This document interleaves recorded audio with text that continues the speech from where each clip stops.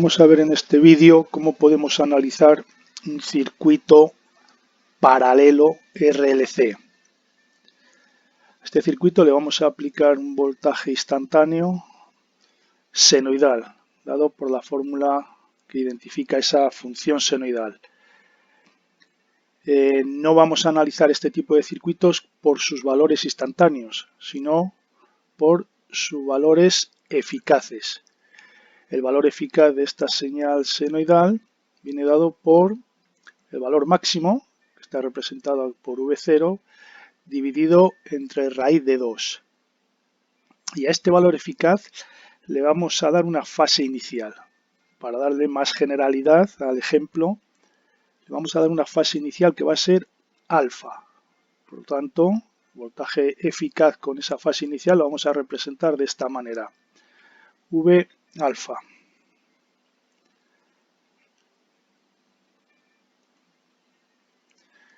Bien, la oposición que va a presentar este circuito al paso de la corriente o a las variaciones de corrientes, sabemos que cuando está en paralelo viene dado por esta expresión que tenemos aquí, es decir, la inversa de esa oposición, de la oposición total, viene dada como la suma de las inversas. Si queremos determinar cuál es la impedancia en este circuito, habría que hacer la inversa de la suma de las inversas. Bueno, esto en principio puede parecer un poquito engorroso, y de hecho lo es si lo comparamos con este otro método que vamos a utilizar para analizar el circuito. Bien, estos términos que tenemos aquí, estos tres términos, ya han sido definidos. 1 dividido de R, sabemos que es la conductancia, que medimos en Siemens. 1 dividido de la reactancia inductiva es la susceptancia inductiva, que medimos también en Siemens. Y 1 dividido entre la reactancia capacitiva es la susceptancia capacitiva, que también medimos en Siemens. Bueno, pues esta suma de la conductancia más la susceptancia inductiva más la susceptancia capacitiva lo vamos a llamar admitancia, y es la inversa de la impedancia. Como vemos, lo que estamos haciendo aquí es mirando el grado de tolerancia total que va a presentar este circuito al paso o variaciones de la corriente alterna. Y esa tolerancia va a venir dado por la suma de las tolerancias que va a presentar cada uno de esos componentes.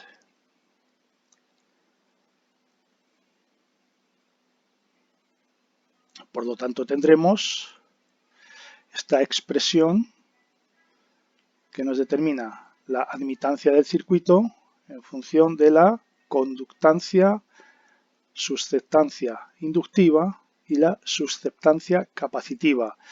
Ya vimos en su momento cómo estaban definidas cada uno de estos parámetros.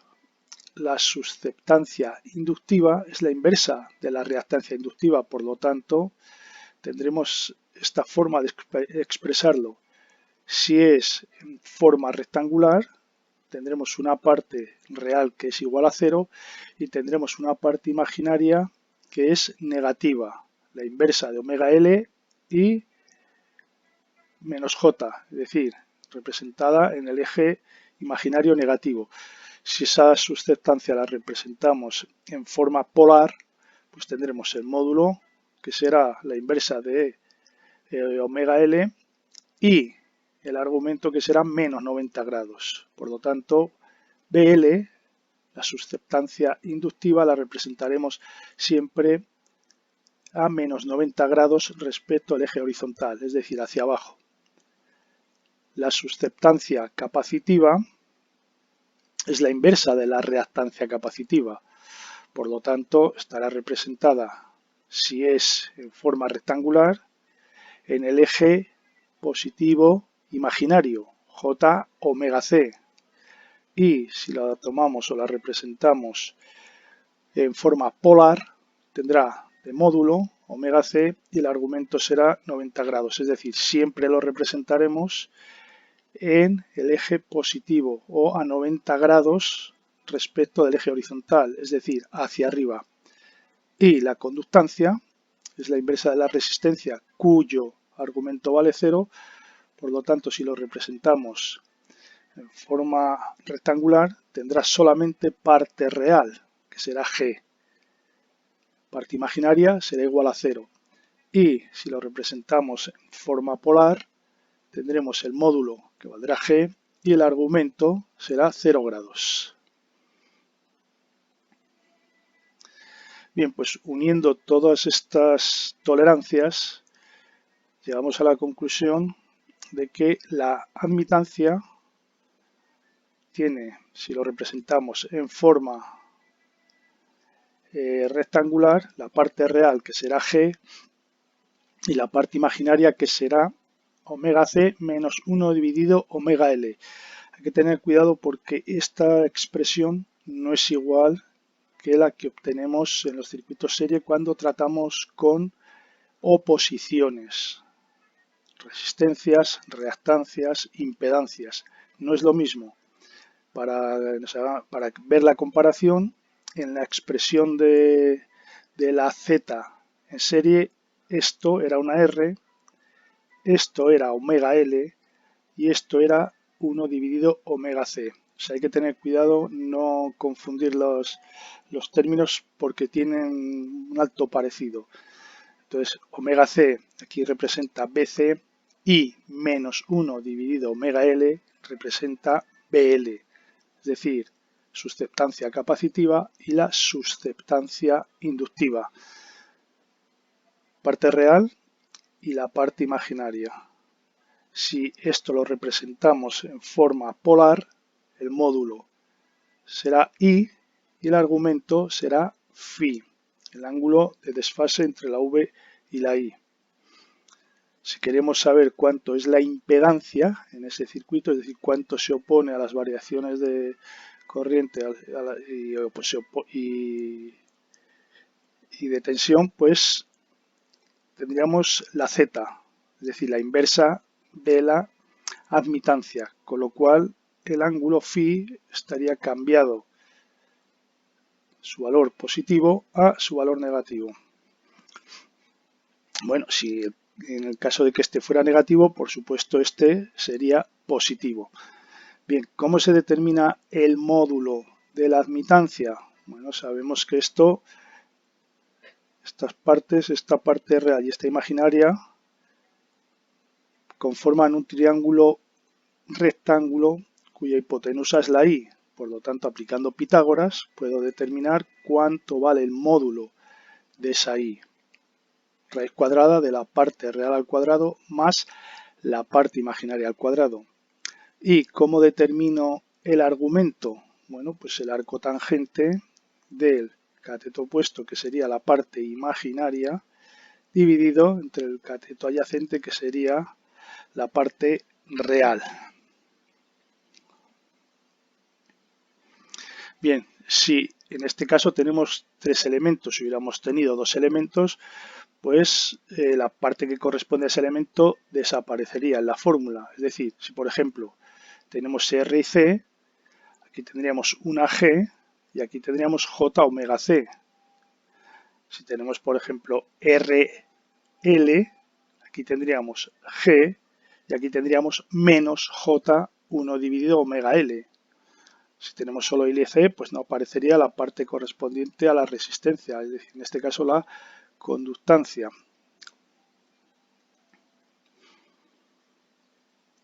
Bien, vamos a ver las posibilidades que tenemos.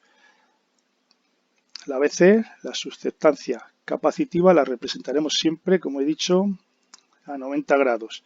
Démonos cuenta que esta es la inversa de la reactancia capacitiva y que la reactancia capacitiva la dibujábamos hacia abajo, a menos 90 grados. Por lo tanto, la susceptancia a 180 grados con respecto a la reactancia. Bien, lo mismo con la susceptancia inductiva. la representaremos siempre a menos 90 grados respecto a la horizontal, hacia abajo. También recordemos que la reactancia inductiva la representamos hacia arriba, por lo tanto, susceptancia inductiva hacia abajo.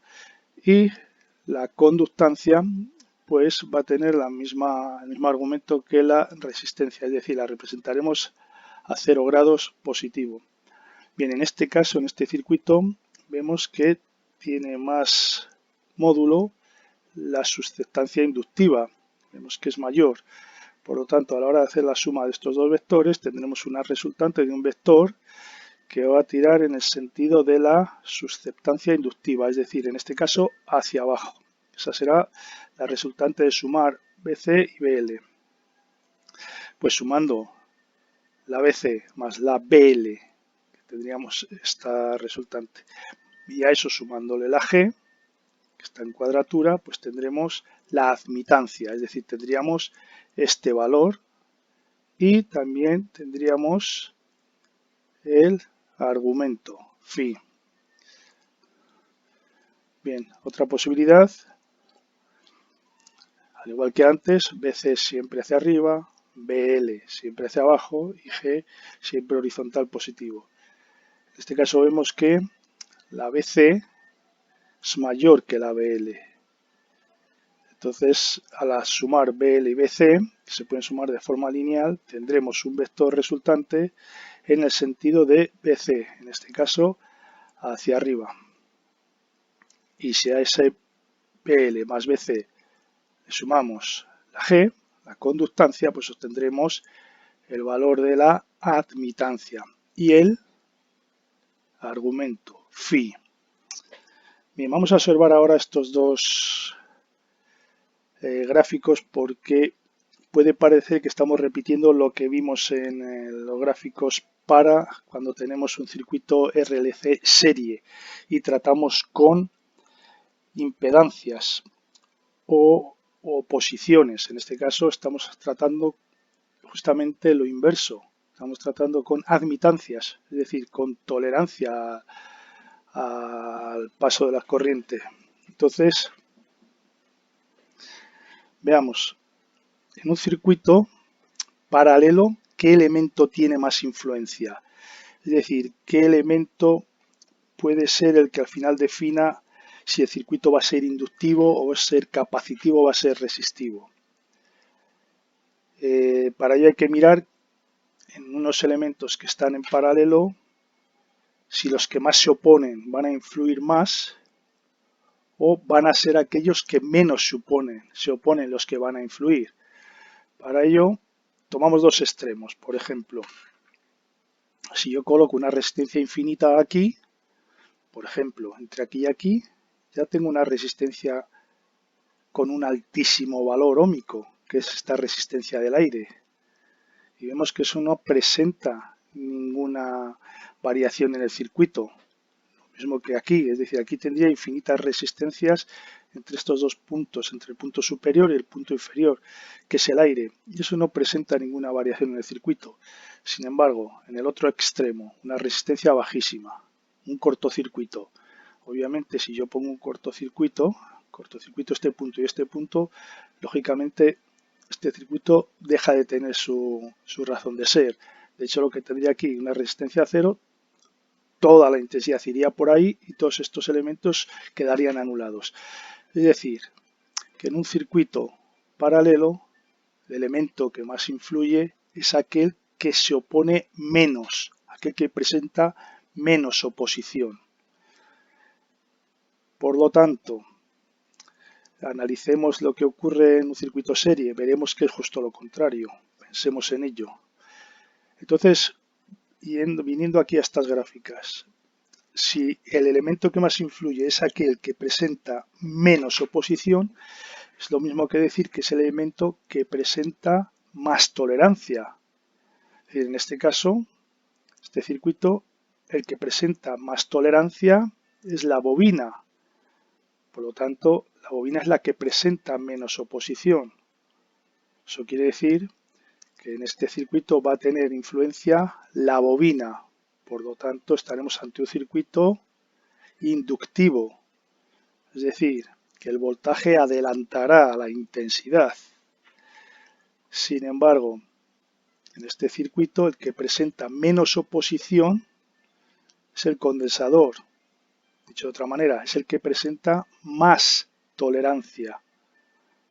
Por eso la resultante ha sido hacia arriba. Es el que presenta más tolerancia. Por lo tanto, en este caso, es el condensador el que va a influir más en el circuito. Es decir, tendremos un circuito capacitivo. Es decir, que la corriente, la intensidad, adelantará al voltaje. Si tenemos alguna duda, siempre podemos pensar que aquí lo que hemos determinado es la I, la admitancia. Si queremos hacer la impedancia, simplemente tenemos que hacer la inversa. Es decir, sería un módulo dado por la inversa de la I y tendríamos el mismo argumento. En este caso, como vemos, el argumento de la Z es positivo, lo que corresponde a un circuito inductivo. También corresponde a un circuito inductivo que el argumento de la admitancia sea negativo. Como vemos, es lo contrario que la Z. Y en este caso lo mismo, simplemente hay que fijarse que si hacemos la Z, si queremos determinar la Z, es la inversa de la I. Tendremos un vector con el módulo inversa de I y argumento negativo en la Z, como corresponde a un circuito capacitivo, que también corresponde a un circuito capacitivo que tenga un módulo, un argumento positivo en la admitancia. O sea, hay que jugar con estos conceptos porque pueden confundirse. Vemos que esto es invariable con respecto a lo que hemos visto ya en serie. Es decir, cuando la Z tiene un ángulo positivo, un argumento positivo es inductivo. Cuando la Z tiene un argumento negativo es capacitivo. Bueno, pues simplemente hay que pensar que son las inversas y que cuando la admitancia tiene un argumento negativo es inductivo y cuando la admitancia tiene un argumento positivo es capacitivo.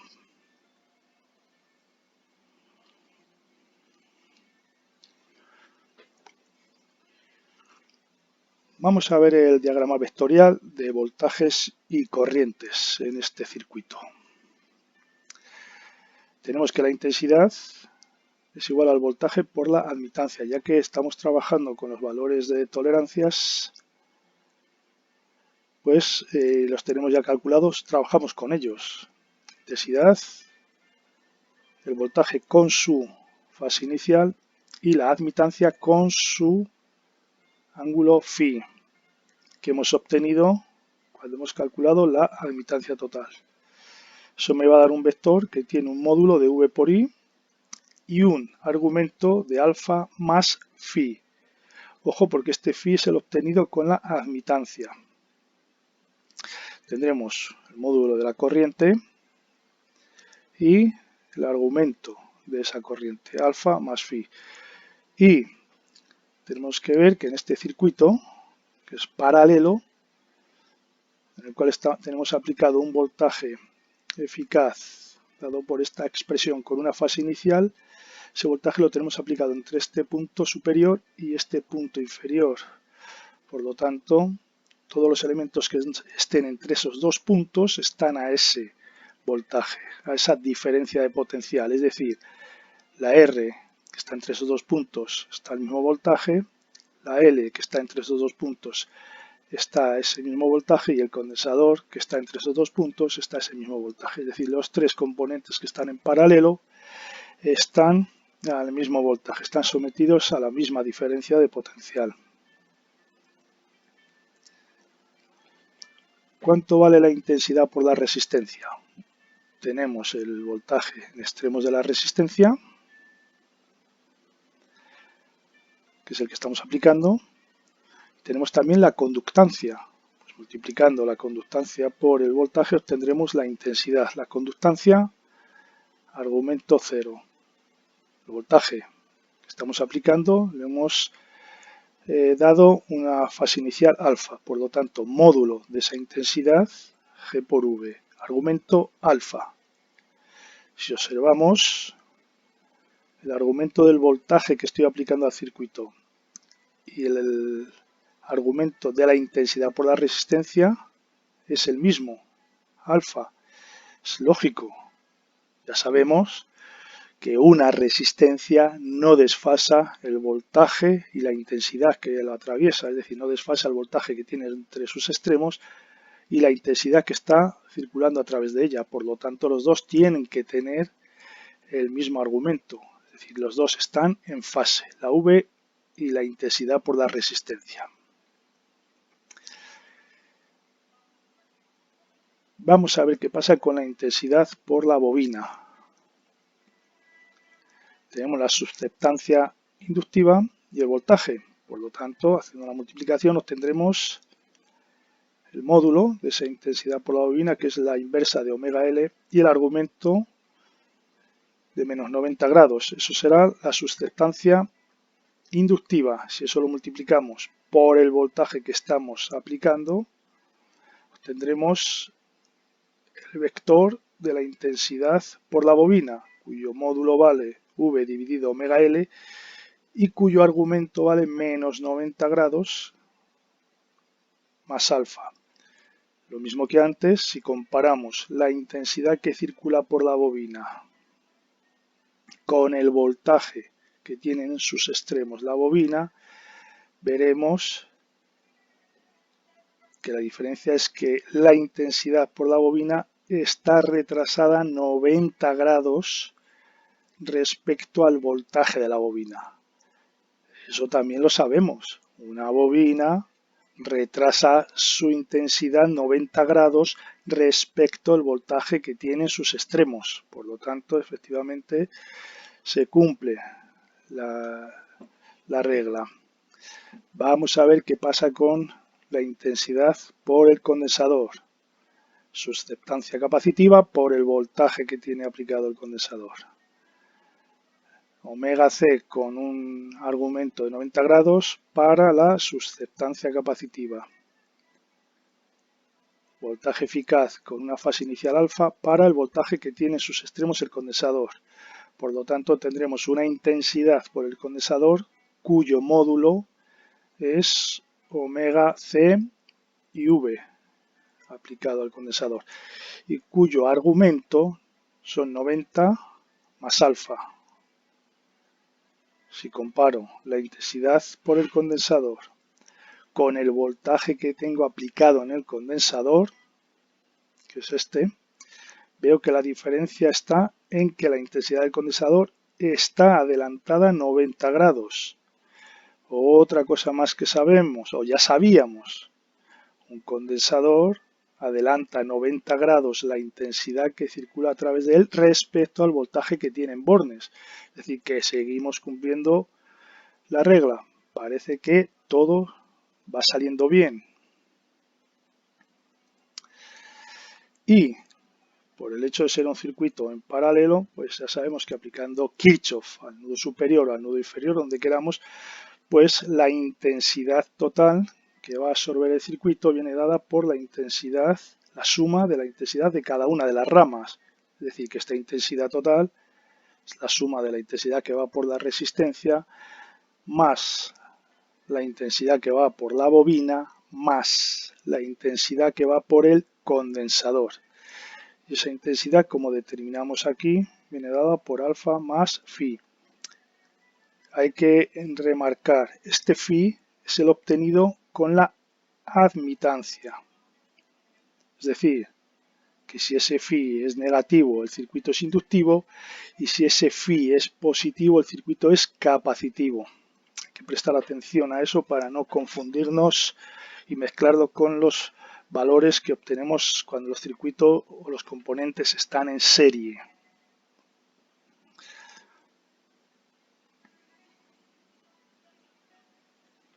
Bueno, pues tendríamos el voltaje aplicado a los tres componentes, la intensidad por la resistencia que hemos visto que está en fase con ese voltaje y ese voltaje que estaría con esa fase inicial que le hemos dado de forma aleatoria, alfa.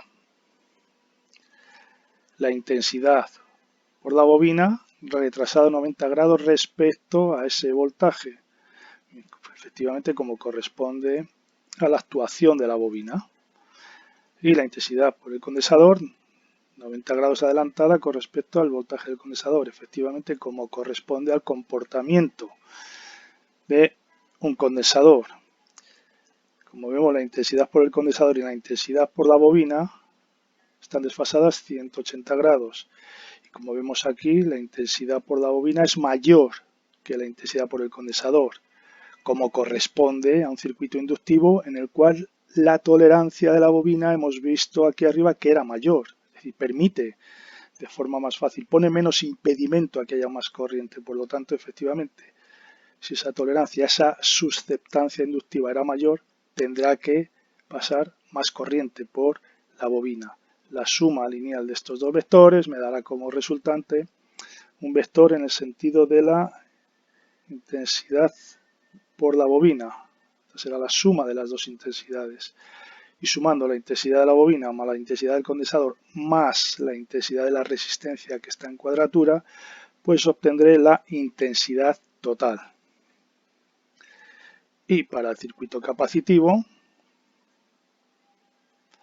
el voltaje aplicado, la intensidad en fase con ese voltaje aplicado, intensidad en fase en la resistencia, con su fase inicial tendremos una intensidad por la bobina que estará retrasada 90 grados con respecto al voltaje en la bobina, efectivamente, como es el comportamiento de la bobina, una intensidad por el condensador que estará adelantada 90 grados respecto al voltaje del condensador, efectivamente, como corresponde al comportamiento del condensador.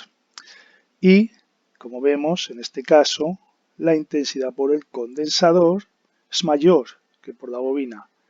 Lógico, aquí en esta parte capacitiva, la susceptancia capacitiva, es decir, la tolerancia a que haya más corriente, es mayor en el condensador que en la bobina. BC mayor que BL, por lo tanto, va a permitir que haya más corriente a través del condensador. Más corriente IC que IL. La suma lineal de estos dos vectores me dará un vector en el sentido de la IC. Tengo la suma de IL más IC. Recordemos que esto, cuando está en la misma dirección y sentidos opuestos, se resume en hacer una resta algebraica.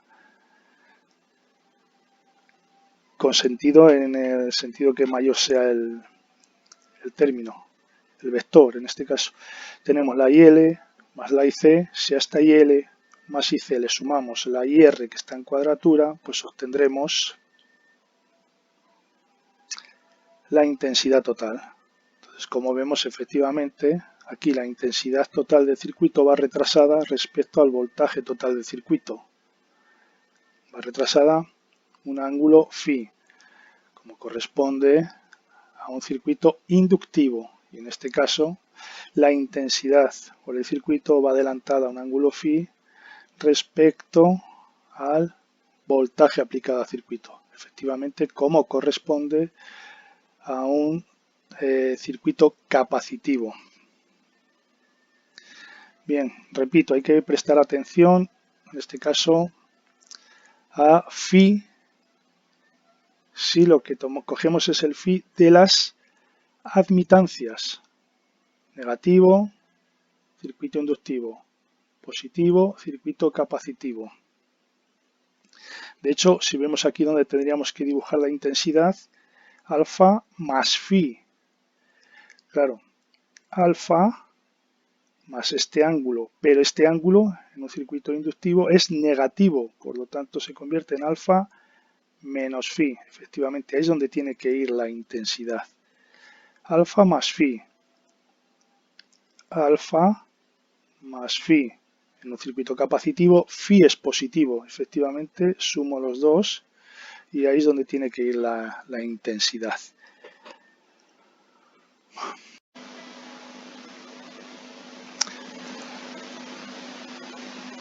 Bueno, vamos a ver qué pasa respecto de las potencias en el circuito RLC paralelo. Tenemos los datos que habíamos ya obtenido de los voltajes. Bueno, en este caso el voltaje es común para los tres componentes por estar en paralelo. Tenemos los datos de la admitancia del circuito, por lo tanto también tenemos la impedancia con su ángulo phi correspondiente y tenemos las intensidades por cada una de las ramas con sus respectivos desfases.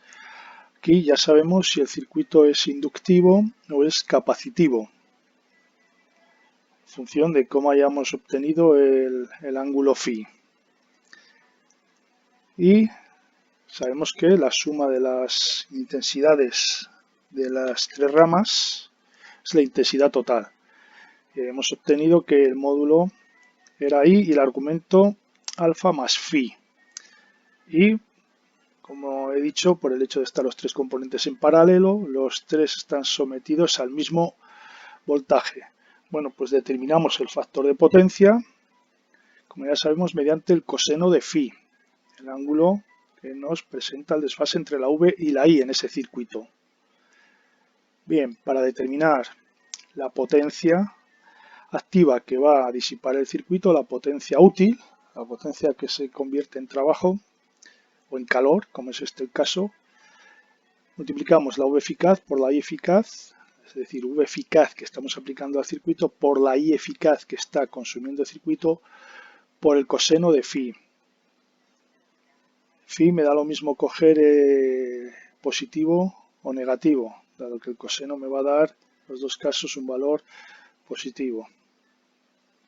Esta potencia, que es la total que va a disipar el circuito, solamente hay un elemento en ese circuito que lo puede transformar, que lo puede disipar, que es la resistencia. Solo hay una resistencia, por lo tanto esa resistencia es la que va a ser la receptora de esa potencia. Si hubiera más resistencias, esta potencia sería la suma de todas las potencias consumidas por la otra resistencia, o sea, por todas las resistencias.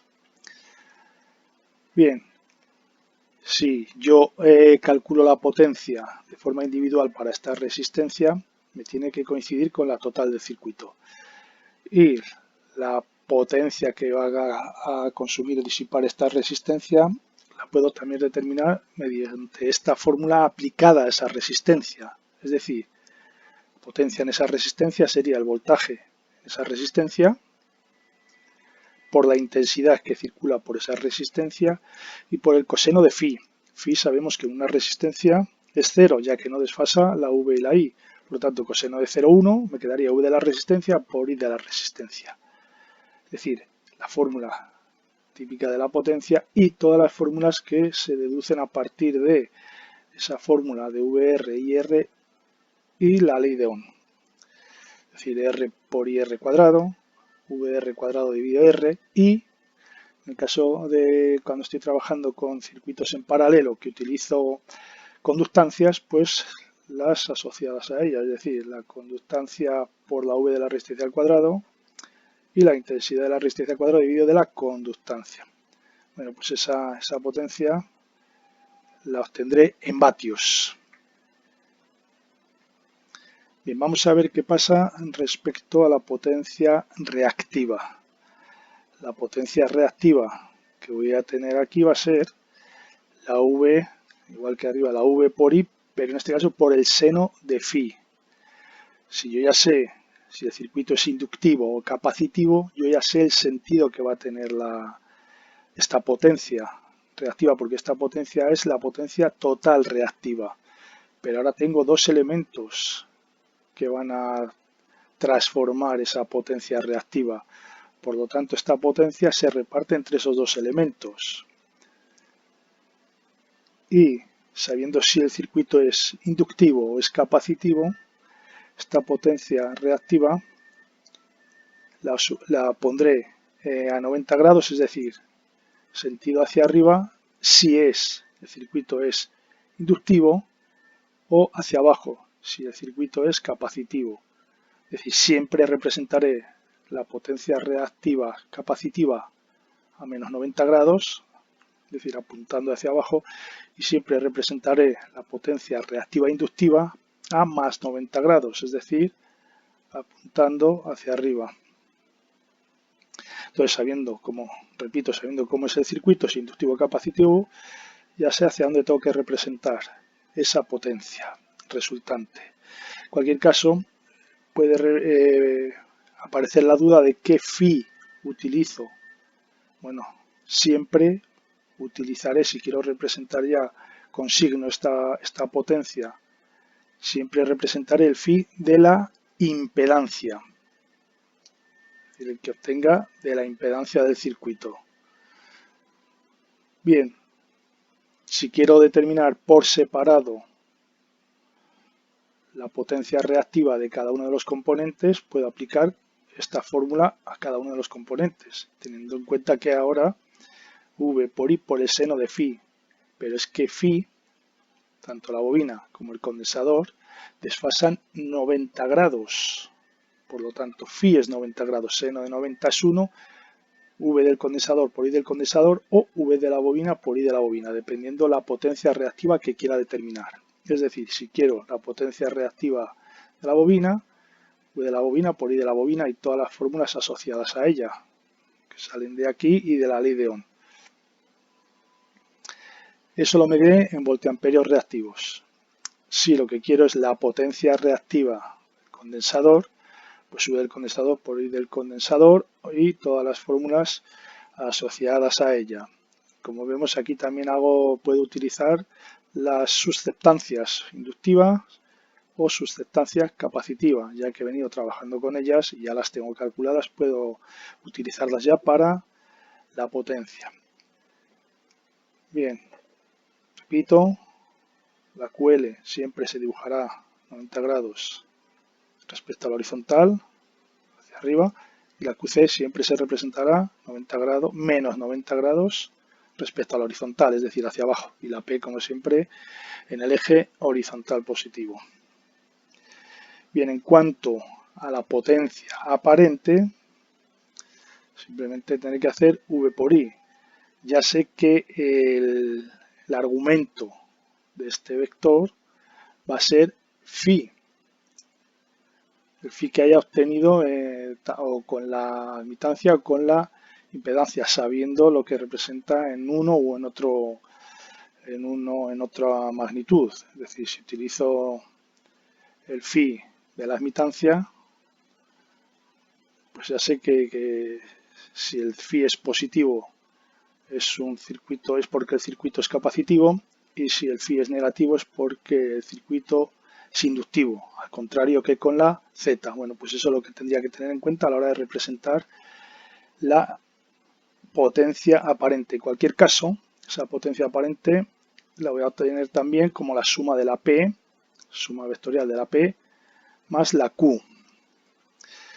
Puedo calcular individualmente esa potencia utilizando otros elementos que no sea la V y la I, es decir, las fórmulas asociadas, la Z de todo el circuito por I cuadrado, o la I cuadrado de todo el circuito dividido la admitancia, es decir, las inversas. La V al cuadrado de todo el circuito dividido la impedancia, o la V al cuadrado de todo el circuito por la admitancia. Bueno, eso lo mediré en voltiamperios.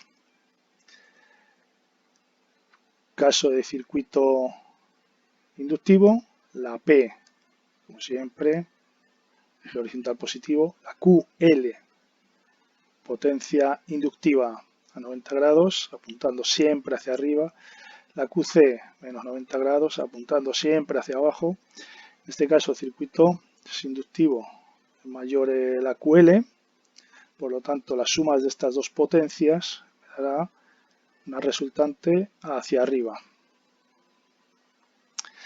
Y la suma de la QL más la QC, que es esto, más la P, pues me dará la potencia aparente con el ángulo phi. Si el circuito es capacitivo, pues tendrá más disipación o más transformación de potencia reactiva capacitiva. Por lo tanto, en este caso, la resultante de sumar la potencia reactiva inductiva más la potencia reactiva capacitiva me dará un vector a menos 90 grados apuntando hacia abajo, que corresponderá a una resta algebraica. Bueno, pues la suma de la potencia activa más la suma de las potencias reactivas me dará la potencia aparente con el ángulo phi. Cuanto a las energías, bueno, tendremos la energía, en este caso solamente tenemos un elemento que va a transformar una energía útil, que va a ser la resistencia, por lo tanto vendrá dada como el voltaje de la resistencia, la intensidad de la resistencia y el tiempo durante el cual esté transformando esa energía útil, por decirlo de alguna manera. También en vez de VR y R podemos utilizar cualquiera de las fórmulas asociadas con ella, cualquiera de estas que tenemos aquí. Y eso tendremos las unidades en vatios segundo o en julios. En cuanto a la bobina y al condensador, sabemos que tiene una energía que durante un semiciclo absorbe energía y en el siguiente semiciclo devuelve energía, con lo cual vamos a tener una energía media en esos elementos, energía que se va a conservar en el campo magnético en el caso de la bobina y esa energía que se va a conservar en el campo eléctrico en el caso del condensador, y que esas energías constituyen energías medias, energía media en la bobina y energía media en el condensador.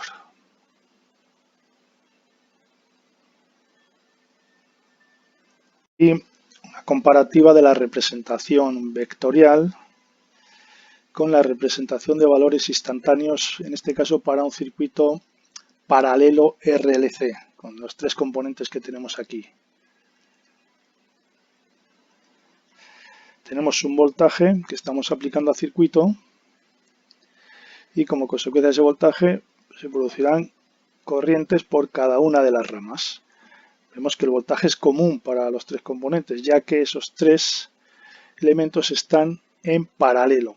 Entonces, por la resistencia habrá una intensidad que estará en fase con el voltaje aplicado a la resistencia. El voltaje aplicado a la resistencia y la intensidad que va a circular por esa resistencia. Como se ve, esos dos señales están en fase, tienen la misma evolución en cada instante. Separados, claro, por una proporcionalidad que es el valor de la R. En la representación vectorial pues estarán los dos vectores con la misma dirección y sentido, indicando que esos no hay ningún ángulo entre ellos, por lo tanto están en fase. Tendremos una intensidad por la bobina que irá retrasada en 90 grados respecto al voltaje que tenemos en la bobina. El voltaje que tenemos en la bobina también es este.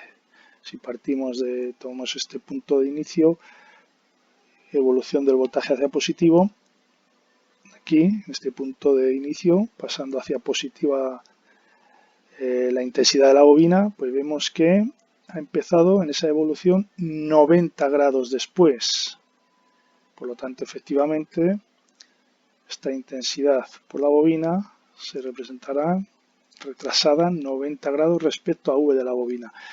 Recuerdo que este sistema tiene un sentido de giro positivo, tomando el sentido antihorario. Es decir, este sentido es el considerado positivo. Por lo tanto, si me voy hacia atrás, esto sería un retraso de 90 grados. Bien, en el condensador también tendremos una intensidad, pero ya sabemos que el condensador va a adelantar su intensidad 90 grados respecto a su tensión, a su voltaje. En este sentido, 90 grados positivos en adelanto la intensidad respecto a la V. Aquí tengo la V del condensador pasando de negativo a positivo, evolucionando de negativo a positivo. Y aquí tengo la intensidad del condensador evolucionando de negativo a positivo, que ha empezado en esa evolución 90 grados antes. Efectivamente, la intensidad del condensador está adelantada 90 grados respecto al voltaje. Bien, como vemos, estas dos intensidades, la del condensador y la de la bobina, están en contrafase, es decir, tienen un desfase de 180 grados. Yo si sumo en cada instante estos dos valores, lo que voy a tener es una onda en fase con la intensidad que es mayor, en este caso la intensidad del condensador. Por lo tanto, la suma en cada instante de la IL y la IC me dará una onda en fase con la del condensador. Claro, resultante menor porque esta realmente lo que está haciendo es restando valores, la intensidad de la bobina está restando valores a la intensidad del condensador en cada instante. Es decir, tendré esta onda fase con la del condensador, que será la resultante de sumar la IC más la IL. Lo que tengo aquí representado de forma vectorial. Y ahora sumando entonces esta intensidad de la resistencia y esta intensidad resultante de la bobina y del condensador, es decir, IR más IL más IC, obtendré la intensidad total que circula por el circuito, es decir, la intensidad que está dando el generador. Esa intensidad, como vemos, está en adelanto un ángulo phi respecto al voltaje. Eso quiere decir que este circuito con estas señales tiene carácter capacitivo. Adelanta intensidad, un ángulo phi. Recordemos, hay que tener en cuenta que cada componente sigue actuando como le corresponde. Es decir, el condensador sigue adelantando 90 grados la intensidad con respecto al voltaje que tiene entre sus extremos. Que la bobina sigue retrasando 90 grados la intensidad respecto al voltaje que tiene sus extremos. Que la resistencia sigue manteniendo en fase la V y la I que la atraviesa. Sin embargo, la acción de los tres elementos en paralelo lo que están haciendo es que la intensidad, en este caso, adelante un ángulo phi respecto a la V. Es decir, que el circuito se comporte de forma capacitiva. ¿Qué instante hemos cogido a la hora de representar este sistema de vectores? Bueno, pues este que tenemos aquí. Estas dos líneas amarillas representan el instante, bueno, estas dos líneas y todas las líneas amarillas que pueda haber porque las ondas son periódicas, es decir, cada cierto periodo, cada periodo de ciclo de la señal, pues se repiten estos instantes. Entonces, esa fase inicial que cogimos era alfa, es decir, hemos decidido que en este punto, en este momento, vamos a ver qué está pasando con todas las ondas. Y es lo que queda representado en el diagrama vectorial. Podría haber cogido a cero, es decir, estas líneas, haberlas llevado hacia la izquierda y haber empezado en cero, que sería equivalente a coger este sistema y hacerle girar alfa en sentido horario, es decir, de forma negativa, volver atrás en el tiempo, en el espacio, que lo mismo que eso, hacer retroceder este sistema, todo él, hacia atrás. Bueno, pues como vemos aquí, en este momento la V aplicada al circuito y la intensidad por la resistencia ya habían pasado por cero un ángulo alfa, es decir, ya habían pasado por esta línea que se considera el inicio, el tiempo cero, el ángulo cero en la rotación, habían pasado justamente hace un ángulo alfa que habían pasado. En ese mismo instante, la intensidad del condensador ya viene de pasar por su valor máximo y está yendo hacia cero. Efectivamente, en este instante la intensidad del condensador ya había pasado por su valor máximo que correspondería a los 90 grados aquí y ya está yendo, ya está evolucionando hacia su valor cero. La intensidad total va a llegar a su valor máximo dentro de un ángulo, este que tengo aquí, lo que le queda hasta llegar hasta los 90 grados. En este tiempo llegará a su valor máximo, que estará cuando estemos aquí, sobre este eje vertical. La suma de la intensidad del condensador más de la bobina también ha pasado por su valor máximo. Lo mismo que la intensidad del condensador, es decir, como vemos, la intensidad L más intensidad C ya han pasado por la intensidad, por su valor máximo, que correspondería aquí a los 90 grados.